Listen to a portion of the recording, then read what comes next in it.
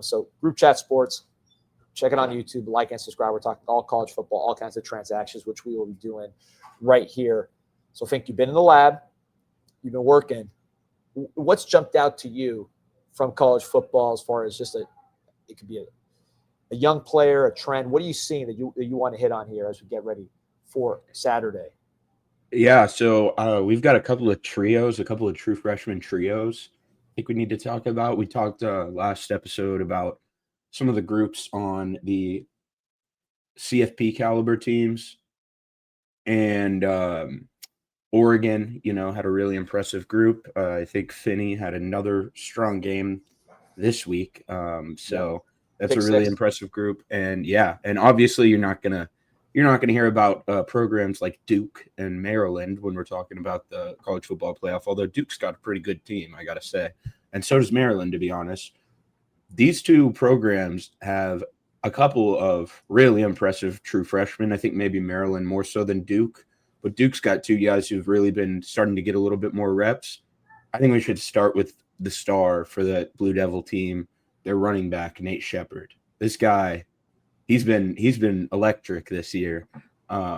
Leads all true freshmen with 447 rushing yards, 8 yards per carry, forcing 19 missed tackles, which is the most among Power Four true freshmen. He's been awesome. He's had a few massive games where he's just gone off for over 100 yards, and Duke's kind of trusting him and Mensa to just run their offense through those two guys. Yeah, and you look at Shepard, a lot of indicators here that you're used to seeing with guys that maybe overplay their ranking. He was not a low-ranked player by any means. He was an 89 on the composite, so a 4-star on the composite.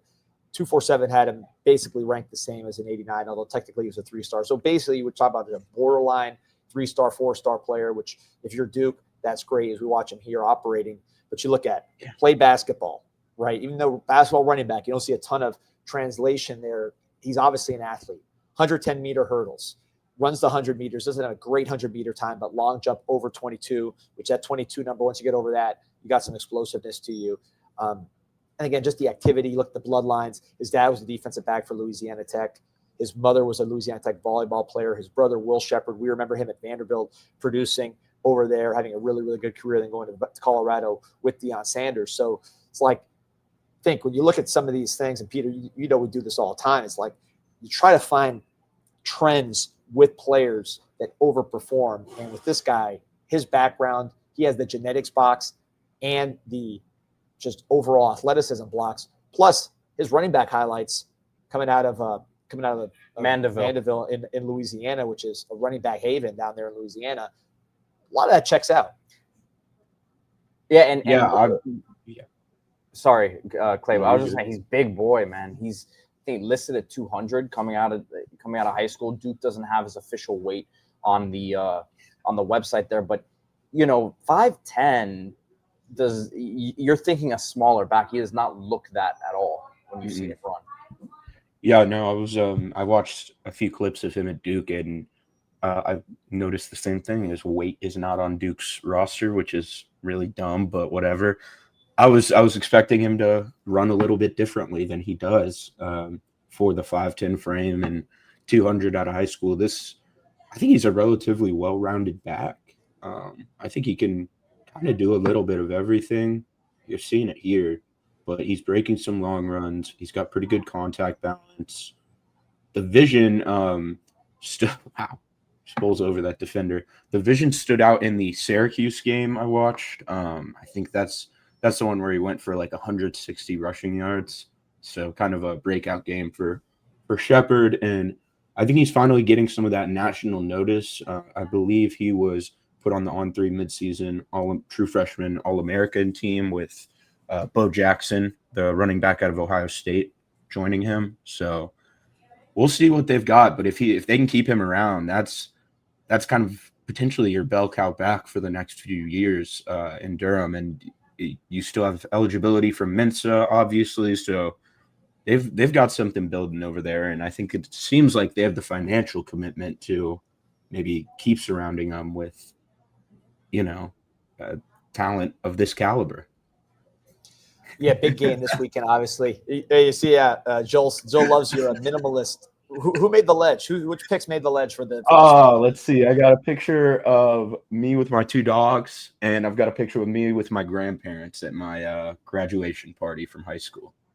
There you Very go. wholesome. Yeah, I do need to cover. My mom was making fun of me for this, like, I don't know, electrical box thing. So I got some paintings and stuff. For Yeah, my get a birthday, painting over so. that. Get a Yeah, I got to jersey. cover that up. But yeah, Duke obviously huge game with Georgia Tech this weekend with national championship implications. Another guy that caught my attention just because watching the game, man, this dude was flying all over. Is Elliott Shaper? I hope I'm pronouncing it right. Big linebacker, 6'3", 210, coming out of Austin, Texas, Westlake. So big squad. Did Drew Brees go to Austin, Westlake, or Baker Mayfield? There's some West, big, I believe some big dudes have come out of Austin, Texas, and Westlake in particular. So this is not a sleeper from a place where scouts don't go. He was a Central Texas defensive player. Nick Foles, Justin Tucker, Sam Ellinger. So they're not exactly, off the map. Central Texas Defensive Player of the Year. Other schools involved, Wisconsin, Cal, but Duke gets it done. Manny Diaz, being a linebacker coach by trade, loves a guy like this, and he's got this guy playing early as a freshman. The instincts stand out to me of the versatility. What do you see when you see Shaper? Yeah, I mean, I didn't get a chance to watch a ton of him compared to the other guy we're going to talk about on defense, but man, I definitely need to, because if it's anything like these high school highlights, the instincts, the quick trigger, the closing speed. I mean, he's taking on these blocks with so much energy. Man, this is a really good player. This is kind of exactly what you want to see from a high school linebacker. So I'll have to watch a little bit more of him. See, he had a much expanded role against Cal, playing like 50 snaps after only having played like 25 up to this point in the year. So we're going to get a chance, I think, probably to see a lot more of him throughout this year. But and that's why I highlighted him. Seeing more. No, but that's why I highlighted him, because he caught my attention. Number 31, just like he is here in these high school highlights. He's number 31 for Duke. And you watch that game, you see him get 2 sacks on JKS, and he also had an interception. So he was just one of those guys that watching the game, you're like, who is 31? I actually have a friend that works with Duke. I texted him, like, man, who's 31? Because he kept showing up. But yeah, you're right. He didn't have a huge role until the last couple of weeks. But I have to imagine, when you get extended time and you get 2 sacks and a pick in a huge win over Cal, your role is going to continue to expand as a true freshman with some size and instincts. And he wasn't even the highest rated linebacker in their class last year. Bradley Gompers, who was a guy that Miami really wanted at a certain point there. I believe he was from Pennsylvania, Pittsburgh. Yeah. So he's another guy, 6'5", 225, that they've got some good body types that they're trying to stack up there. Yeah, and we should talk about Gompers too, because he's another one. He also played against Cal. You saw him on the field. He's number 24. I just kept writing down numbers, and then when I looked them up, they were all freshmen, which is why we did this segment. But Gompers is somebody that was a super athlete coming out, 4-star player. I believe he was the number 3 athlete in the country, according to 247 Sports, 108.9 on the composite. But yeah, he had some big schools after him. Taller than Shaper, 6'5", 215, lean guy, played offense, played defense. Basketball, he was like throwing down crazy dunks. Yeah, he was throwing down crazy dunks. So you look at Manny, how he gets down. He likes linebackers to make tackles for loss. His linebackers always had great stats because they get behind the line of scrimmage for tackles for loss. They get sacks. So I think when you have Shaper and Gompers together as athletic guys who can not only run sideline to sideline, but can get after it behind the line of scrimmage. Pittsburgh guy and Austin guy, again, these are not places where they're mysteries. Gompers was a 4-star player. Kudos to Manny for not only identifying the right guys, but convincing them that, hey, if you go to Duke, you're going to play winning football, you're going to compete for conference championships, and you're going to be able to make a lot of plays behind the line of scrimmage. There you go. You said, you knew that was going to be. You knew that was going to be a good one. I think I might have watched some of this kid's tape. I remember just the stat sheet stuffing was totally insane. That he flashed some of his stats at the start there. Well, I remember him because I remember when Miami had offered, Canes fans were kind of like, well, what are we doing here? We're offering a linebacker committed to Duke. Who is this guy? And then you started looking into it and said, hey, this guy's first of all, pretty highly rated player. And then you look at the size, the speed, the tape kind of just speaks for itself. So Penn State was in on this one. We're going to talk about Penn State's commitment list in a minute, but Penn State likes guys like this, these versatile athletes. Obviously, this guy's from Pittsburgh, but the speed, the athleticism, and Manny was there. I really think as we go through this list and talk about some more guys that Manny brought in, I think he learned a lot about evaluation of players at Penn State, because with his downfall as Miami's head coach, there were a few, but I think one of the big downfalls that he had at Miami was he just didn't evaluate well as the head coach. The linebacking play got way worse, not because of his coaching getting worse, just because his players he was coaching was getting worse. The defensive line, the quality of talent went down a lot under Manny Diaz as head coach at the University of Miami. Whereas I think going to Penn State and seeing how James Franklin built that into a monster defensive evaluation machine, he's taken some of that to Duke, and you're seeing instant results because he's going to have these two guys, if he could withstand the portal, Shaper and Gompers, for a long, long time. But they're not alone, right, on that defense.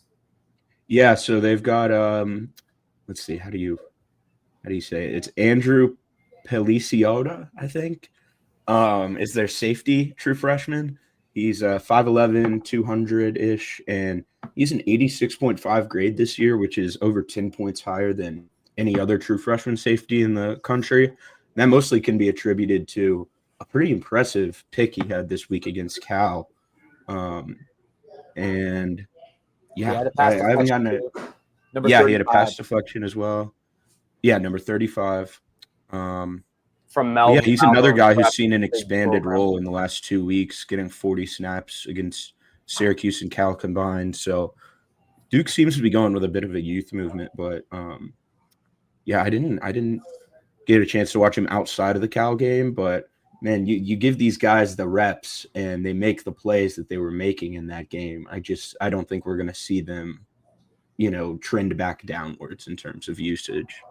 Yeah, and that Cal game, really, that's the reason why I brought up this segment, because all these guys just kind of jumped to the spotlight. Who's 31, right? Who's 35? In 35's case, which is the safety, Malvern, Pennsylvania. So another Pennsylvania guy like Gompers, a place where Duke you wouldn't think would have a stronghold. But look at the rating of Peliciota, and I hope he's not watching this, or his family's not watching this, saying get the name right. But number 35, we'll call him because he's a stud. 85 ranking on the composite. You look at the other schools, Brown, Colgate, Army, Air Force. So there's academic stuff going on there. If you look at the other schools, I'm sure that was a factor in him going to Duke. Committed to Navy, ended up flipping to Duke. I sound like a broken record, but baseball player, middle infielder, perfect game ranking. So you get some of these guys that are versatile athletes. You put them in this Manny Diaz system that is all about making plays behind the line of scrimmage, playing fast, using your athleticism. You don't have to be the biggest guy in the world. And then maybe you get some smart guys because you're Duke and you're selling education, so you're pulling some of these guys. Seems like that's the formula for what Manny wants to do in building this team up to be a conference championship type team. I think that's really the key for teams like Duke, Stanford, Cal, especially like just obviously the ACC isn't a recruiting powerhouse, but if you want to match up with some of these more high-level programs in your conference, you kind of have to have a pitch, and I think you have a pitch available for you with the academics. Like there's smart players at the top of every recruiting class that you can go and find who will want to play for that level of program. You think Josh Petty in last year's class ends up going to Georgia Tech, but he was considering Stanford heavily his entire recruiting process because he valued those academics. And ultimately, I mean, Georgia Tech isn't a slouch academically either. So I think that's the path. And yeah, guys, you can kind of see looking at the offer list with some of these guys, just how smart they are.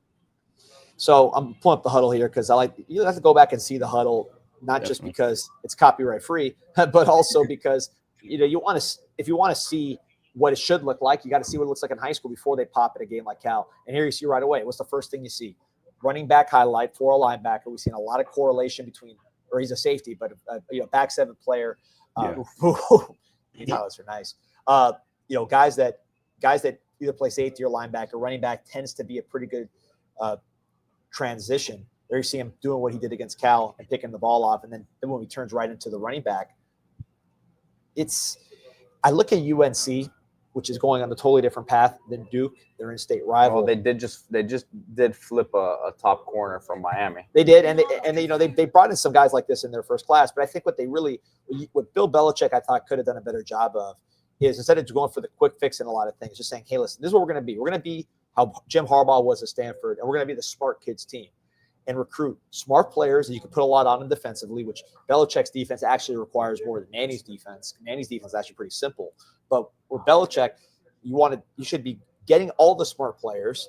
Some of those guys are 4-star guys that want to just go to a good academic school. Sometimes you find guys like this that are diamonds in the rough, but just get smart players and be the smart kids program without compromising athleticism and all that stuff. And now you at least have an identity that you can build towards, whereas they're just kind of doing a hodgepodge. Manny, I think, is leaning into it and getting smart players that can take a screen to the house, and also knock people out on defense.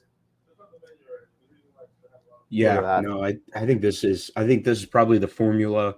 I think Belichick probably approached it differently than I expected, for sure. I definitely thought it would be something more similar to this. I was kind of surprised at not the star hunting in the portal, but definitely was more similar to like the approach that FSU took 2 years ago, where there were a lot of guys, it seemed like, coming to UNC who had some sort of recruiting pedigree. It seemed like they were just a little bit too confident in themselves. What was the story that came out the other day about Lombardi telling Chandler Morris that they didn't want him because he's not what an NFL quarterback looks like? You're not an NFL team anymore, man. Right, you're at North Carolina. So, and that's a guy who'd be winning games with you right now. Yeah, and no doubt. Instead, you sold out on a guy like Lopez, who I do think has some NFL upside, but is not nearly as much of a sure thing. Can't put as much on his plate. And yeah, I think Belichick could probably learn from his in-state rival. And if he's making evals like this, these aren't just guys that are future players. These guys are making plays right now in the same conference.